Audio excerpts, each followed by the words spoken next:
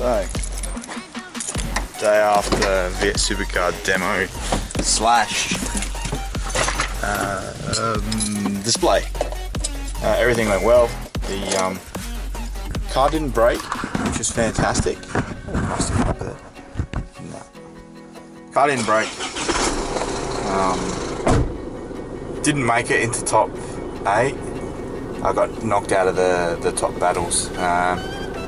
But is what it is. I kind of didn't want to drive too much because I've got round 1 of Summer Series the weekend after. So get this back to the workshop and pull it down, go through it, just make sure we haven't got any oil leaks from under the front balancer. So that'll determine whether we have a problem still or not. I don't think we will. But yeah, try and maybe piece back my GTR bumper bar together, which is missing in bits and pieces. So anyway, let's get out of my street. We'll hopefully nothing got nicked. That'll be a plus. I got home a bit too late last night to unload, so driveway should be right. So yeah, let's get this back to the workshop and start pulling the thing apart, make sure it's still good for next weekend.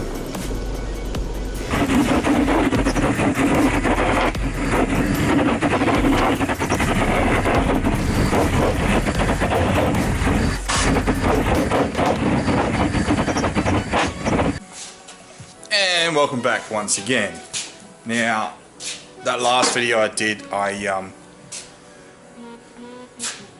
forgot to record bits and pieces as usual. So since then I've just gone over little bits and pieces, kind of dragging my ass a little bit just because the car doesn't really need anything for once and I don't know what to do with myself. So I can, put my center console back in, which is behind there somewhere. Hasn't seen my car for a long time. Yeah, like changing globes in my tail lights, which never force it because it'll blow up in your hand and stab you.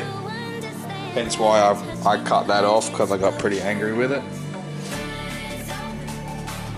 Yeah, that part. And into my hand after it exploded. So yeah, careful doing that, which I didn't expect to happen. Well, I kind of knew it was going to happen, but I still did it because I do stupid things like that. But yeah, other than that, car's great. Changed the oil in the gearbox because G-Force, you it's cheap insurance as Jake Jones does all the time, and I figured it's probably something you should be doing, considering the oil's only it's cheap anyway, and there's only 900 mils per change, so not so bad. Plus I misshifted and ground third gear a little bit. I don't think I pushed the clutch in enough when I changed gear, so it did grind a little bit, and yeah, there's a lot of metal in the oil, which is common for G-Force anyway, or any dog box really, because it's metal on metal, which is pretty hard where the synchros don't slow it down, but never mind. So all I've really done is found my wiring for my windscreen wipers, plumbed them back in, set on its fastest speed, because no one wants bloody slow windscreen wipers when you're drifting. So. Conditioned my cowl panel, a bit of tyre shine, so that's good. Topped it up with fuel. Got to make a rear bar, front bumper bar out of my old one, fit the GTR now, so I'm going to cut the top of my GTR bar off and tape it to the top of my GTT bar to fit the GTR front, and yeah, so that's all I really got to do. Nice and simple, like literally just drag my ass, because it never happens to me. Might go over some things, do a nut bolt check, go to the rear end. I don't want to have any mishaps with loose bits and pieces again, so yeah, I don't know what to do. This is fantastic. Give it a wash again. My MDF held up pretty good, except I cut it short, which I would have recorded, but it was a hectic night trying to get this thing ready. Same as Hatcher with his cuff. Now, never trust your wheel aligners when it comes to them nipping up your bolts. Well, where I go anyway. So one, I got charged extra because it took longer, which is bullshit because it shouldn't have. I ended up actually taking over towards the end because he was pushing us late. So we were there for 2.5 hours getting the wheel alignment. And yeah, I won't go into too much detail, but I pretty much ended up taking over in the end. But upon checking my car for a nut and bolt check, he's actually not even nipped up my camber arm. So I've now got to go over everything. And like this kid was. Me and Drew actually said like, oh, we should probably check over this stuff before we do anything because he didn't seem very confident. So I didn't. I trusted it too much, and I could have had problems now. So that was just found from a simple wiggle of the wheel, just seeing what it was doing, if it had any play, any movement, and it does. So now I've got to go tighten that up. I want to start doing my own wheel alignments because it's a bit of a hassle to run down there all the time. The guy that usually does it isn't there working anymore, so I might just start doing it myself. Set up a jig off the back and a jig off the front with a string line and go from that. So yeah, now I've got to go check everything. I'll probably shoot anyway because I don't really want any failures this weekend. I want to try and do well. So let's go through everything here. Yeah, hopefully everything's still tight, but judging from that, it's not going to be. So let's get into it. So I've just lengthened my traction rod. Traction rod. I've just lengthened that because what happened was I set them both the same 10mm short on both sides, and I've got a feeling that when I've been hitting things on this corner with walls and stuff, it's pulled everything out of the subframe because it's never been quite right. The reason I say that is when I've taken impact on the back wheel, which is, you can tell from in there where that stops it going any further. So that's 10mm short, which is as short as the traction arms will go pretty much. And I've got 2 and a bit fingers. Now, this side is quite the opposite. It was nearly touching. Ow. Now I've just got under around about 2 fingers, so that's much better. But now I need to adjust the toe because it's currently towing out massively, and cambers off as well because the peanuts didn't know how to do up the nuts. But me playing with that traction arm has definitely played with it as well. So the only thing it was doing with it not being tight, it was you could rock the wheel backwards and forwards, which is not good for knuckles, as I've noticed. Any bit of play and everything, it shakes itself to pieces, especially with the big old clutch dumps. So I'm going to eyeball this one while it's up in the air. I'm not going to chuck it on the floor, lift it up, chuck it on the floor, lift it up. I'm not. I'm going to get it looking the exact same as the other one that's in the air. To my eye, which is pretty squinty today. It's bright for once, which is fantastic. But yeah, I'll play with this toe, play with the camber, because yeah, that's now sitting where it needs to.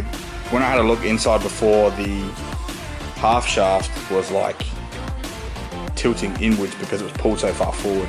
Now it drove fine, but cosmetically I knew it was wrong, which obviously would have something to do with it mechanically as well. So I thought I'd better play with it now. I'm not going to get a wheel alignment again because they didn't do it right the freaking first time, so I might as well do it myself now. So, and I'll drive around it if it feels a bit shitty anyway, so it's no problem.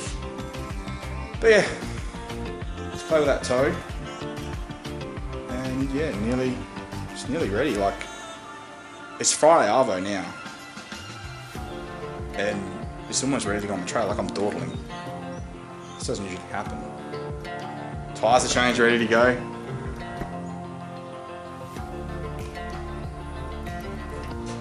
I'll put my center console in. Yeah. Heaps different. Usually I'm way behind as per my last event. I even got the bonnet down ready.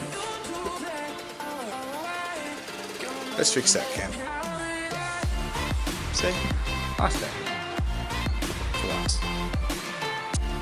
Alrighty, so now we've got everything toe-wise sorted.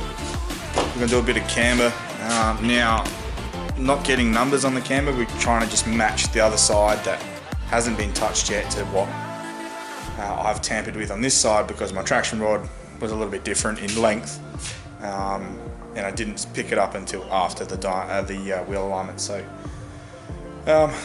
just going by this, we've got,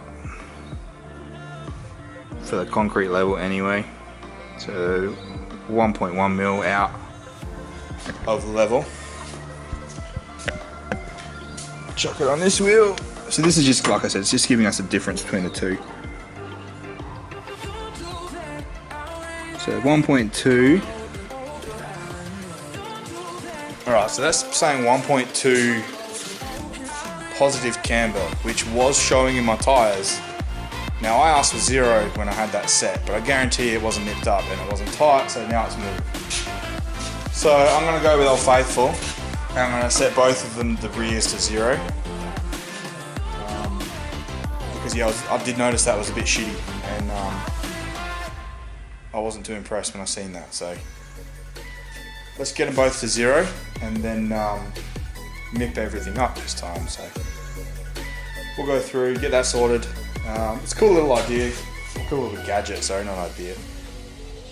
Having that, because obviously I use that to do tube work and getting everything straight and level with itself, but actually works quite good doing camber adjustments. So I'm going to do that from now on, rather than take it somewhere that's going to not do their job, and I've paid good money for it. So let's get on that, because I want to get home. It is Friday, and I want to put my old window banner up from 2016, my Vic Drift one. I gotta clean it. It's been in my drawer for years, 4 years. Alright, let's do some work. So that's me done for prep. Didn't have much to do. I guess the rear was the most important part, getting the wheel alignment sorted, as well as nut and bolt check. Especially after I just assembled it and put it back in the car. I guess like wheel nuts, when you get your tyres done, you've always got to check them a little while later, but same principle. That's all sorted. The front end, I did do a tie rod last round, but that felt fine, so I'm not going to bother looking at that.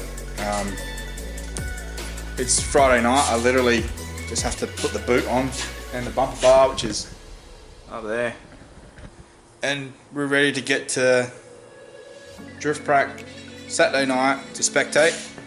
I'll take this, start getting ready for the weekend, because I actually want to try and focus on driving this weekend rather than driving around problems or working at the track last minute. I just want to get there and it's all ready to go. So yeah, we're all done. Now we have kind of jumped timeline a little bit, because I wanted to keep it a bit relevant when it comes to the drift demo and obviously round 1. So all the DIY stuff I've done, I'm gonna put those on whilst I've got nothing to do shortly. So we've still got heaps more to do, like flocking the dash and redoing the interior and bits and pieces like that. So yeah, other than that, I'll see you guys at round 1 this Sunday.